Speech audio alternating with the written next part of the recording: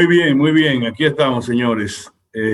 Gracias por estar con nosotros. Aquí estamos todos haciendo un gran esfuerzo profesional, técnico, de toda la naturaleza para estar con ustedes en Diario de Cuatro. Agradecemos mucho su participación en este programa a través de su muy valiosa sintonía. En el día de hoy, damas y caballeros, estamos celebrando el Día de Juan Pablo Duarte, el día del natalicio del padre de la patria. Tengan en cuenta eso. Salve padre de la patria. Una nación que no es generosa, que no guarda gratitud, no tendría el nombre de nación. Nosotros guardamos gratitud y asumimos el ejemplo de Juan Pablo Duarte. Yo quiero, Mozart y Pedro, que entrará más adelante, decirle a ustedes que nosotros hemos siempre distorsionado la figura de Juan Pablo Duarte. Sin embargo, en América Latina, muy pocos personajes históricos tienen la trascendencia de Juan Pablo Duarte. Lo primero que se hace cuando se evalúa el desempeño de un prócer, para decirlo como si fuera una cifra, se evalúa su contexto. La sociedad dominicana de 1800, del siglo XVIII, ¿verdad? Era una sociedad, no era la sociedad cubana, no era la sociedad argentina, no era la sociedad venezolana. Eran sociedades, la otra, mucho más avanzada que la nuestra. Por tanto, las condiciones materiales de existencia eran mucho más definidas que un país pobre, muy pobre. Las otras eran subyugadas por colonias, tenían un coloniaje muy grande, en este caso el coloniaje español. Nosotros teníamos una ocupación de una sociedad de esclavos que se liberó de sus esclavistas franceses 40 años antes de nosotros proclamar el nacimiento de la República Dominicana. Segundo, hay que saber que Juan Pablo Duarte, a los 25 años, o antes quizá, ideó, creó, formó y desarrolló el movimiento político más novedoso de toda América Latina, el instrumento de liberación llamado la Trinitaria. Tengan en cuenta eso. Piensen en Duarte, en una ciudad, una ciudadela que tendría 10 o 12 calles, caminos en la zona colonial. Piénsenlo ideando una tan complicada desde el punto de vista para el contexto social nuestro, como fue la Trinitaria, que 7 años después, Duarte tendría 32 años, se proclamó la independencia nacional. Hay que saber todo el movimiento, todo el trabajo que hubo que hacer para involucrar en ese movimiento a lo más sano de la juventud dominicana de ese tiempo. Y cómo la capacidad de Duarte hacer alianzas. Primero las alianzas con los reformistas de, de Haití y luego con los sectores ateros u oligarcas dominicanos, digo, de la parte española de la isla. Eso en ese contexto solo lo hace un genio de la política, de verdad. Duarte fue un gran civilista, un gran estratega político. Pero además, cuando se le quiso hablar a ese joven ya de 32, 33 años, después de proclamada la independencia, en la parte militar, solo él y Martí fueron los dos civilistas que uno murió en Los Ríos, en Callacoa, creo que se llama, el municipio de Cuba, el apóstol Martí. Y Duarte sobrevivió, pero Duarte tuvo su uniforme de general de brigada y se fue a las montañas de Baní a pelear. Y la discusión de él y Pedro Santana fue por qué no se siguió peleando con los haitianos en eso, si se le había derrotado en eso, no se siguió hasta derrotarlo finalmente. Y eso motivó que los ateros se unificaran contra este genio de la política y que no tuvo ningún temor en irse al campo de batalla. Más de lo que vivió Duarte en la gloria, que fueron quizá 33 años, como la edad de Cristo, hasta la proclamación de la independencia, Duarte padeció del escarnio, de la traición y de la ingratitud de nuestro pueblo, más que de nuestro pueblo, de las claques que desgobernaron al país a través de Báez, de Santana Báez, de Lilí y demás. Por tanto, nosotros los dominicanos debemos sentirnos muy orgullosos de tener como padre de la patria a un hombre de la estatura, de la dimensión de Juan Pablo Duarte. Por tanto, es correcto que la juventud dominicana principalmente y las generaciones presentes hoy proclamen: salve padre de la patria, que Duarte es un auténtico padre de la patria. Digo esto e inmediatamente quisiera señalarle a ustedes, para aprovechar el espacio de Pedro que no ha ingresado, que al gobierno no le quedaba de otra que esta ampliación o este relajamiento del confinamiento. Relajamiento no es la palabra de relajo, sino de amplitud. Lo digo porque la economía ya se estaba sintiendo, especialmente la economía popular. Cada día decenas de pequeños negocios quiebran en la República Dominicana a consecuencia de la fortaleza y la necesidad también del confinamiento. Se nota que la economía comenzó a tener una baja, que ya había que decidir entre ella y la fortaleza del confinamiento antipandémico. No es bueno, indudablemente no es bueno lo que ha pasado, que en medio de reportes de miles de contagios diarios y de más de casi 30 personas muertas en los últimos días, se anuncia este tipo de amplitud. Pero yo, mirándolas mirando con más amplitud lo que está sucediendo, uno no puede negarle que el gobierno optó por poco ver la cosa menos difícil, porque de todas maneras, en ningún país, cuando estoy en confinamiento, no es al nivel que lo teníamos nosotros. Lo que a nosotros nos falta es conciencia. A lo que nosotros le estamos apostando es a la muerte como país, como pueblo, pero el gobierno solo no puede hacer lo que no queremos hacer nosotros. Eh, yo veo en los barrios, se lo digo, lo he visto de manera frecuente, el uso de mascarilla es casi ausente en los barrios populares. Y en la clase alta se esconden para quitarse la mascarilla, se esconden en las playas, se esconden en los grandes lugares de turismo y cabañas y de cosas, se esconden para tener el nivel de libertad que quieren y no se dan cuenta que es el nivel de peligro que se tiene en la expansión pandémica. Yo creo que este es el momento, quizá decir, como dice el listín diario, sálvese quien pueda, de decir, estamos vinculando a evitar que colapse definitivamente la economía y procurar contener la pandemia con la ayuda fundamentalmente de la conciencia ciudadana. También finalmente, Mozart, me preocupa la violencia. Creo que tú y yo estábamos contando antes del programa Sí. como 10 muertos por hechos violentos en los últimos días. Me llama la atención de que por un roce de automóvil, una gente maten, asesinen a una pareja de esposos. Me llama la atención que de un motor, tres personas, incluido un niño. Me llama la atención de que en un barrio de San Cristóbal se bajan varios muchachos jóvenes. La gente dice por ahí que era por droga, la policía dice que no. Y se maten también tres personas. En Santiago, en San Francisco de Macorís. Yo no quiero apuntar nada, pero quiero expresar mi temor, Moza. Horrible. Adelante, Moza. La gente está muy crispada con esta situación. Buenos días.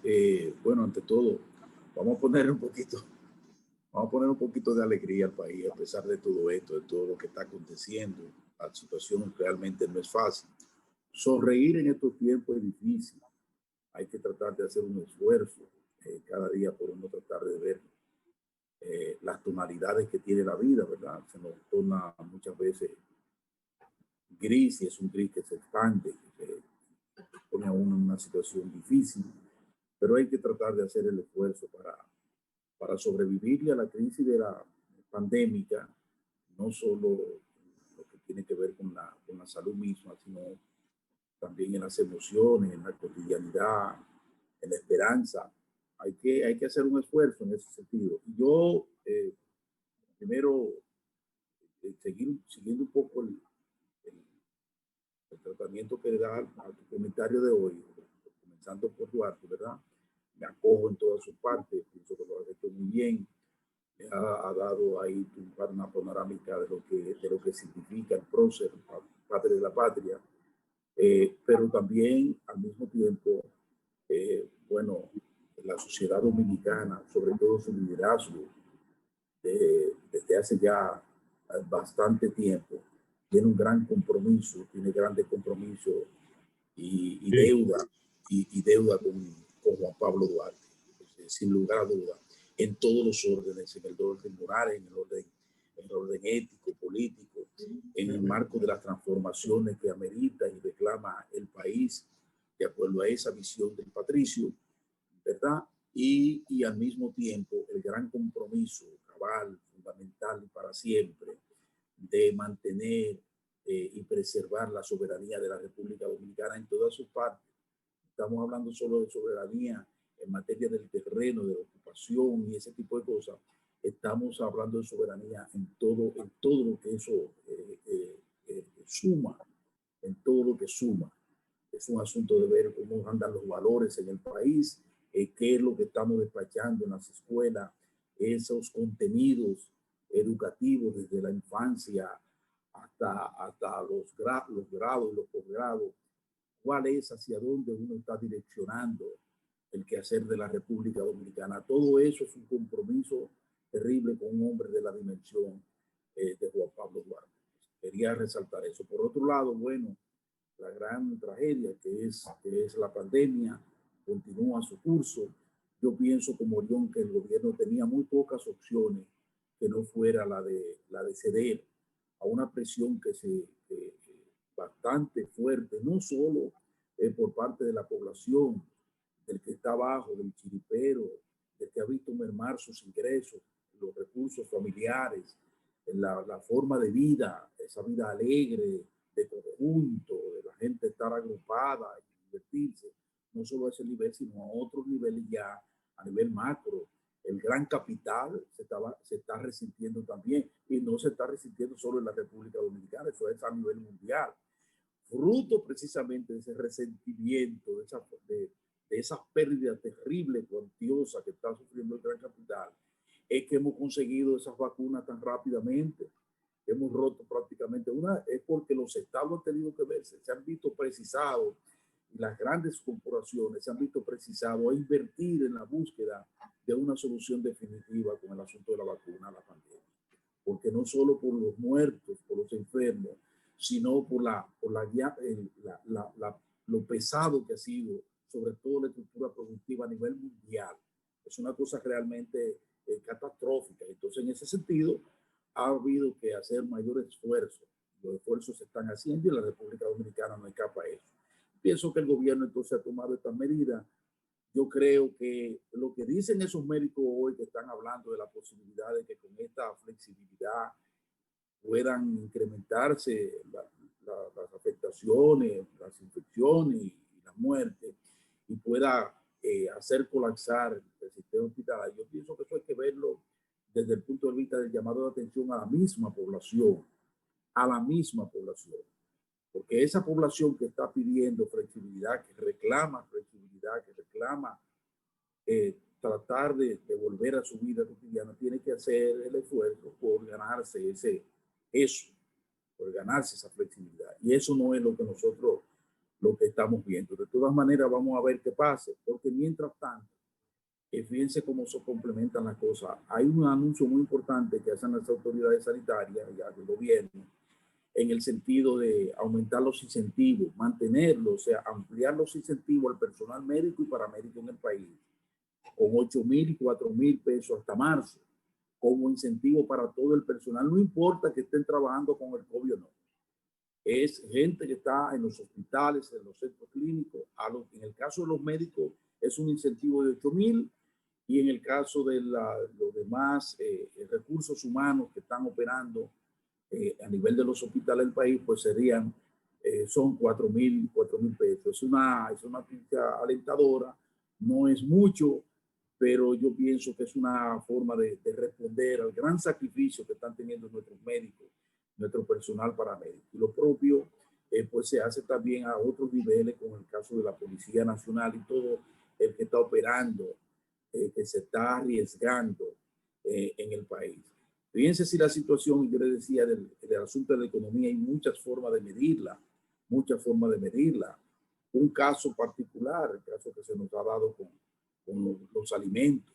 Nosotros tuvimos durante los primeros meses de la pandemia, no tuvimos mayores dificultades porque había suficiente producción y los canales de comercialización no habían sido afectados por un elemento como la especulación, por ejemplo, los precios de los commodities, por ejemplo, de los insumos para la producción de alimentos, no habían experimentado un alza tan considerable. El petróleo, que es un elemento también que impacta en la industria de los alimentos en el país, tampoco había tenido incrementos tan considerables. Y eso, todo eso se ha producido a la vez, que ha ido incrementando y ha ido impactando al país. Hoy ya hay medidas alternativas. Quizá uno quisiera que no hubiera necesidad de recurrir una vez más al tema de estar comprando para vender a través del INEPRE, pollo y ese tipo de cosas. Uno quisiera que hubiese querido que las cosas sigan normal, que la gente pueda comprar directamente y los canales de comercialización se manejaran sin mayores dificultades, pero también con la pandemia y las dificultades con el cierre, por ejemplo, de los hoteles, de muchos hoteles en el país, pues ha traído también consecuencias en materia de mercado y de producción. Es algo a lo que se le está tratando de buscar algún tipo de alternativa, pero fíjense cómo son las cosas. Mientras nosotros nos quedamos por aquí, en los Estados Unidos, por ejemplo, que a partir de hoy, precisamente el 26, comienzan medidas dramáticas como esa de tener que presentar para llegar a los Estados Unidos, para ingresar a los Estados Unidos, una prueba, un documento que diga que usted no tiene, que ya usted se hizo la prueba y que está negativo con el COVID, con 72 horas de antelación. Eso ha creado, eso ha sido un pandemonio. Mucha gente canceló para irse antes de la fecha que tenía programado regresar a los Estados Unidos, canceló y buscó la forma de llegar antes de este día de hoy para evitarse ese problema. Porque eso ha venido además de la prueba esta del COVID, lo que ha aterrado a la gente cuando le hablan del confinamiento durante de la cuarentena, que no se ha explicado muy bien, pero imagínense, anunciaron que usted llega a los Estados Unidos y usted tiene que pasarse 40 días, los días que se establezcan, 14, 15, 30, lo que fuere, recluido en su hogar, sin poder salir a ninguna parte. Si usted va a vacacionar, pues usted sabe que perdió mínimo 15 días de las vacaciones, porque tiene que llegar y recluirse allí y ahí quedarse durante ese día.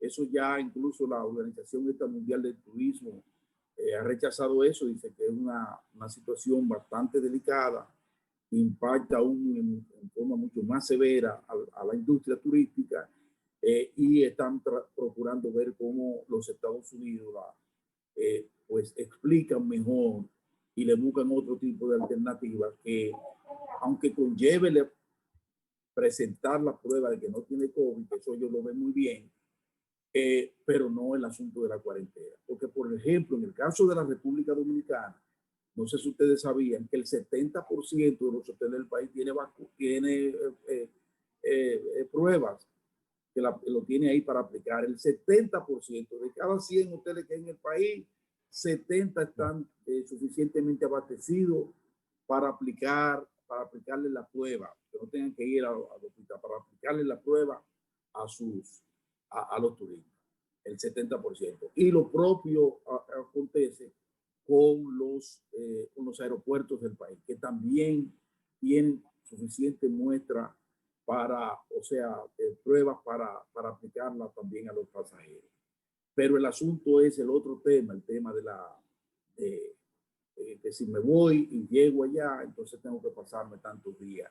Ya eso complica la situación. El que quiera venir, por ejemplo, a la República Dominicana, yo le decía que tenemos 3 semanas cancelando vuelos que venían a la República Dominicana, pero si se iban en la fecha, a partir del 26, hay que presentar con 3 días de antelación, y eso les complica la situación y los riesgos a una persona que tiene que regresar a su país, tiene que reincorporarse a las actividades productivas y entonces se encuentra con esta situación. Vamos a ver qué pasa. Mientras tanto, no perdamos el ánimo. Vamos a ver cómo avanzamos en la dirección de cuidarnos más y ayudar a las autoridades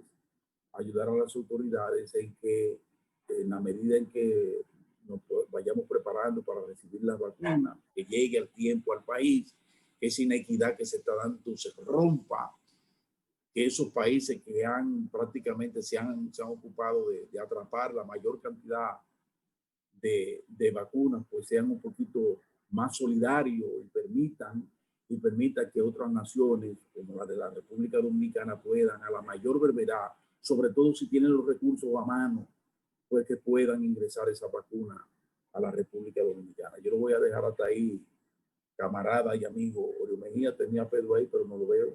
Se me fue otra vez. Pedro estaba ahora mismo ahí. Bueno, ¿qué vamos a decir? Lo que tú has señalado, nosotros hemos hecho una descripción entre tú y yo de lo difícil que está la situación a nivel internacional. Y nosotros en la República Dominicana, pues lo que parece que todavía mantenemos, no sé si las estadísticas nos ayudan aún, era la baja letalidad en toda la configuración de esta pandemia, pero en los últimos días hemos visto la letalidad 14, 15 muertos. Sí. Aumentó, lo más seguro también. Aumentó también. El internet se vuelve inestable todavía, por lo que te dije, así Moza, que está atento. Lo que quiero yo señalar, si tú sabes qué es lo que nos va a ayudar a nosotros mucho, el acuerdo de unidad nacional.